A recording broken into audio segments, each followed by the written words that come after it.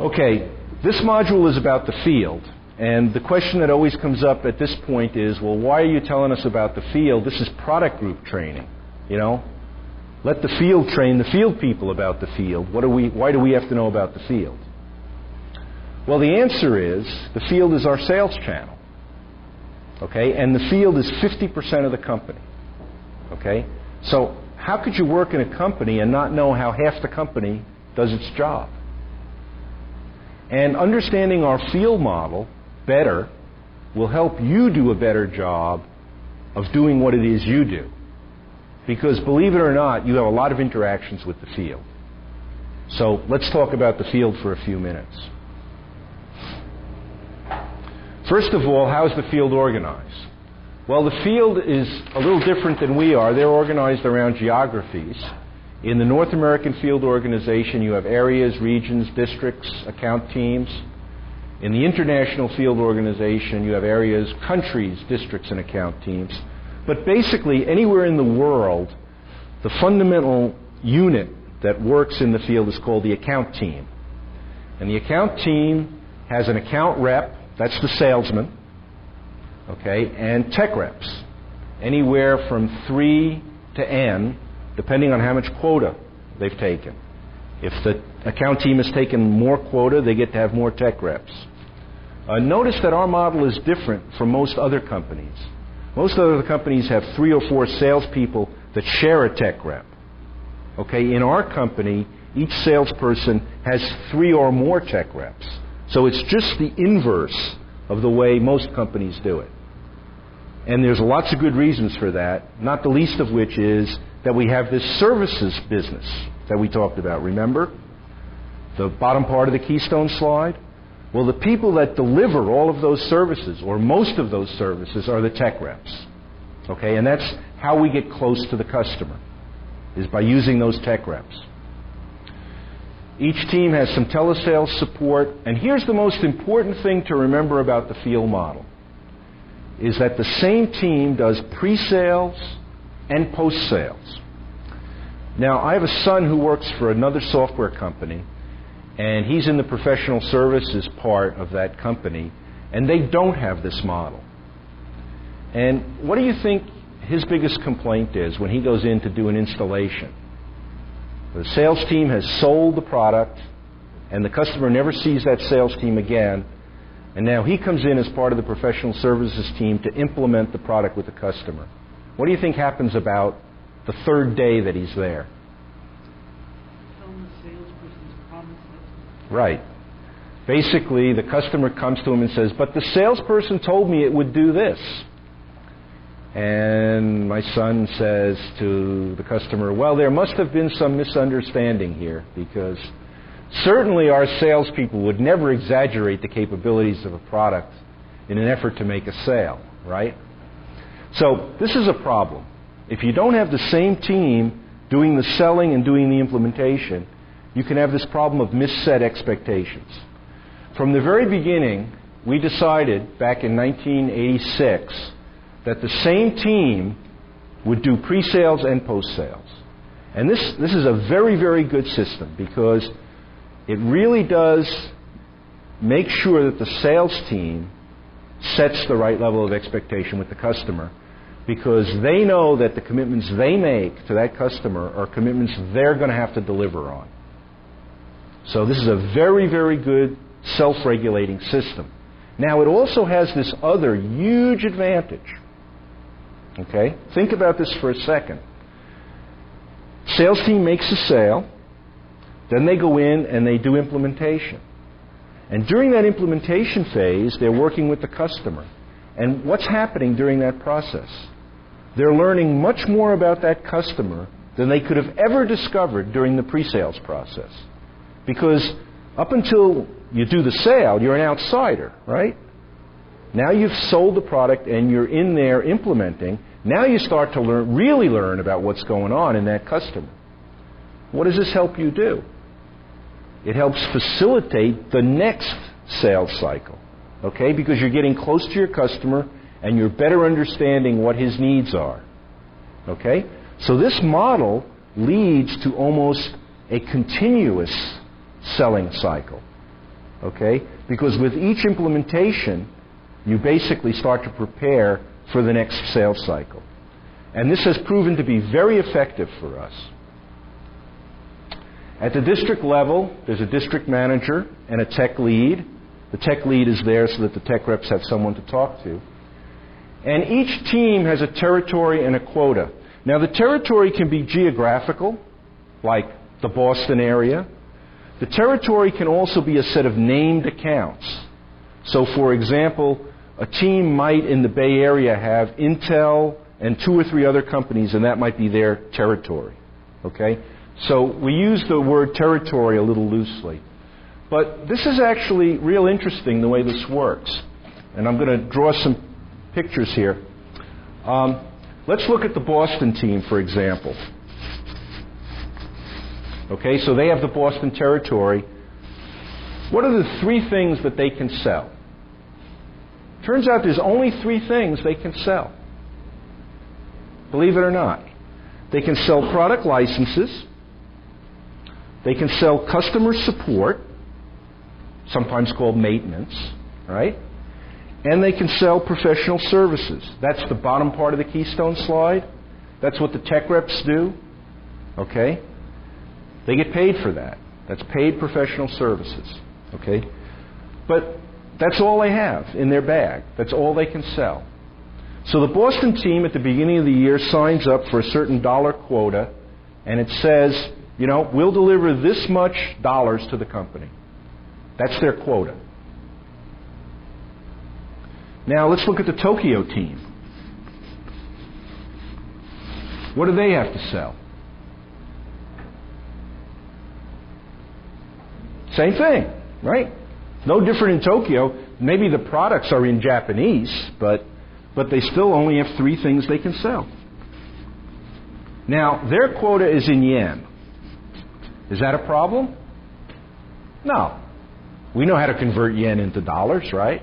So we can get the dollar equivalent of their quota. What about the Paris team? Same thing, right? Product licenses, customer support, professional services, and I guess they're using euros now, huh? Okay. So I can add up all of these teams once I do all the conversions to dollars, right? I can add up every field sales team in the company. And if I do that, I get a sum over all the teams of product license sales, customer support sales, and professional services. What's that number? That's the total revenue of the company. That's all the money we can take in. Why is that? Well, we only have 3 things we sell. And if we sum those 3 things over every team in the company, that's all the money. Right? All the money that comes in through the field. Okay? Now, there's also telesales, right? But, I mean, that's not hard to add that in, right? So let's call this the field number. And let's just remember that for later on. The field number is basically all the revenue in the company that we expect to get the next year. Let me ask you one question before we move on. Do we tell the Boston team how much of these different things they have to sell? Not quite. Yes and no. What we tell them is you have to do a certain amount of PS, a certain percentage of PS. Why is that? Well, we believe that they need to do that PS to get close to their customer. And if they don't do enough PS, they won't be effective at doing the next round of pre-sales. Okay, so we do require that teams do a certain percentage of PS. But in terms of product licensing and customer support, do we tell them how much of each product they have to sell? Do we tell them, you know, you have to sell 30% clear case and 20% rows? What do you think? No. No. We couldn't do that if we wanted to. Because how do we know, sitting back here in Cupertino, what the customers in the Boston area are going to need next year? We don't know that. Okay? It's only the local teams that can figure that out. So each team commits to a dollar number, but they can make their quota selling any combination of products and customer support that helps them make their number. They have complete freedom and autonomy to do that. They're not required to sell a minimum amount of any product.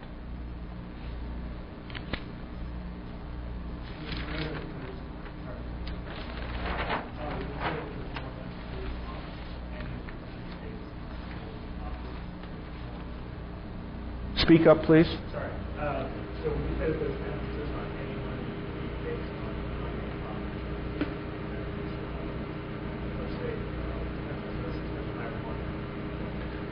Well, as I said, we ask people. We consistently have a certain percentage of product revenue to services revenue, and so when we set the targets, the teams do get a professional services target as part of their quota. Okay. So that all takes into account the margins that we get from product revenue and the margins we get from professional services. We believe that there's a range of product revenue to services revenue which keeps the company healthy, and we try to keep the field selling within that range. It's been about 60-40 traditionally, about 60% product revenue, 40% services. Okay? A few other parts of the field, just so that you know what else makes up the field. There's, of course, the telesales organization. They support the account teams. There's customer support, the main support centers and some other ones. Now, why is support part of the field? Well, think about it. Support's the first line of defense, right? When the calls come in. You want that to be part of the field because they need to interact with tech reps and things like that. There are some other regional service organizations, strategic services organizations. These basically provide excess capacity or additional capacity for special situations. And then there's business development. They're the people who do all of the partnerships. That's also part of the field. The reason that needs to be part of the field is that very often those partnerships involve joint selling. For example, Rational and IBM might go in and do a joint sales call, and that needs to be done through the field. And that's why we run business development out of the field, because it fundamentally needs to be sales driven. Now, the field is an interesting animal, because if you think about it, it's made up of all these teams, okay? And as you can see, we give those teams a lot of autonomy. I mean, basically, each team gets a territory and a quota. And we tell them, go do your job. We don't tell them how to make the quota. Okay?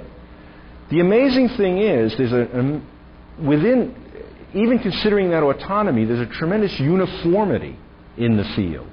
In the sense that if you go and work with teams in the field, as I have, what you find is, regardless of geography, there's some local variation, but they basically all have the same feel. And one of the reasons for that is that across the entire field organization, they're all measured according to these 5 metrics. Okay? So I can go to Singapore and I can sit down with a tech rep that was hired just last month. He's the newest field employee at Rational at a location the furthest from the home office I can imagine. And I can ask him, how are you going to be measured this coming year? And he'll tell me about these 5 metrics. Okay? And this is one of the things that helps the field maintain uniformity, because everybody at every level in the field is measured the same way. They have to achieve balance amongst these 5 metrics. And here's the most amazing thing from my point of view. I was here when we started this 16 years ago. At that time, the field, Dave, it was 20 people, right? We didn't even have Europe. We had no Asia Pacific. I mean, it was just North America. We had 20 people in the field, and we had 5 metrics. Today, we have almost 2,000 people in the field. That's 2 orders of magnitude growth. We still have the same 5 metrics. Okay? So there's reason to believe this works. Okay?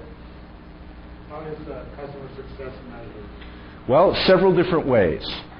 Notice that the metric is customer success, not customer satisfaction. That's an important distinction. Okay? We want our customers to be successful. If they're successful, they'll be satisfied. We measure it in lots of different ways. For one thing, we run quarterly surveys that are done by an independent organization, okay, that basically runs those surveys. We have our executives talking with their executives on a pretty much constant basis. We try to make it as objective as possible.